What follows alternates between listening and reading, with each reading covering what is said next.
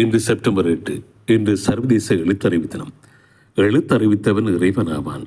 எண்ணும் எழுத்தும் கண்ணெனத்தகம் என்ற ஔவையாரும், கற்க கசடர் என்று வள்ளுவரும் எழுத்தறிவின் பெருமைகளை கூறியிருக்கிறார்கள். 1965 ஆண்டு யுனெஸ்கோ நிறுவனம் இந்த தினத்தை பிரகடனம் செய்தது.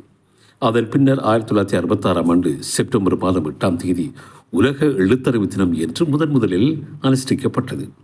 அன்று முதல் ஒவ்வொரு வருடமும் எழுத்தறிவின் முக்கியத்துவத்தினை பறைசாற்றும் நோக்கமாக கருதப்பட்டு ஆண்டுதோறும் செப்டம்பர் 8 இந்த தினம் உலகம் முழுவதும் அனுஷ்டிக்கப்பட்டு வருகிறது. இனம், மொழி, சமூகம், வயது வேறுபாடுகளின்றி அனைவரும் எழுத்தறிவினை பெற பாடுபட வேண்டும் என்பது இதன் துணைப்பொருளாக இருக்கிறது. ஒரு மொழியின் புரிதலுடன் சரியாக பேச எழுத தெரிந்தவரே எழுத்தறிவு பெற்றவர் என்கிற வரைவிலக்கணம் இருக்கிறது.